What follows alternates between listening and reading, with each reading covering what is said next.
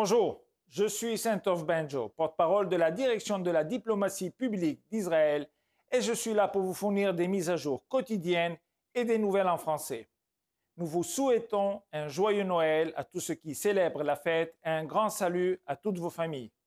Ici en Israël, l'ambiance des fêtes de fin d'année est plutôt sombre. Au cours de la journée écoulée, Israël a retrouvé les corps de 5 otages assassinés par le Hamas. Les corps ont été cachés dans un tunnel à Gaza et ont été ramenés en Israël pour y être enterrés de façon digne et solennelle. À ce jour, 129 otages attendent toujours de retrouver leur famille.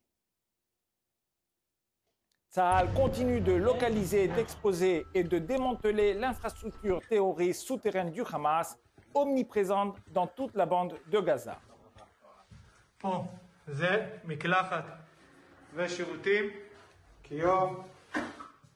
Ce tunnel fait partie du quartier général du Hamas au nord de la Franche. À des dizaines de mètres sous terre, on y trouve des chambres à coucher, des salles de bain et des fournitures ainsi que des machines sophistiquées, des armureries et des centres de commandement. Une fois les tunnels et les zones environnantes nettoyés, les forces ont démantelé le quartier général souterrain. De retour à la base, les soldats examinent le matériel récupéré dans les tunnels. Le contenu est inquiétant. Cette vidéo retrouvée témoigne de l'entraînement par le Hamas au maniement du fusil d'assaut automatique Kalachnikov. Les apprentis sont des jeunes enfants. Vêtus d'uniformes de combat, les bras à peine assez longs pour atteindre la poignée, le sérieux de l'entraînement est troublant. Les armes sont équipées d'une crosse personnalisée adaptée au maniement de ces enfants. Ces crosses sont étroites et dotées d'une poignée que les instructeurs peuvent tenir car le recul d'une crosse standard pourrait briser les os fragiles de l'épaule des enfants. Cette insondable maltraitance d'enfants reflète l'attitude générale du Hamas à l'égard de sa population captive à Gaza.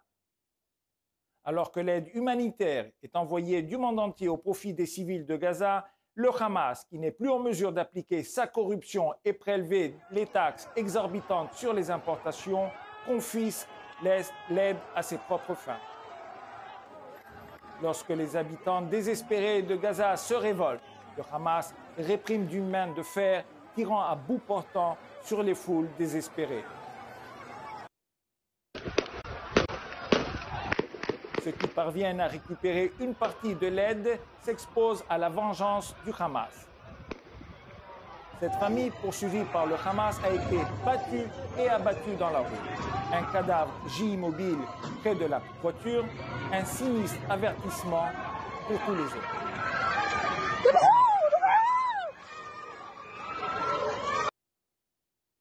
Les proches de l'homme ont juré de se venger du Hamas. Ces troubles vont probablement s'intensifier à fur et à mesure que les habitants de Gaza se révoltent contre un régime dont la haine pour Israël a longtemps éclipsé tout intérêt pour le peuple palestinien.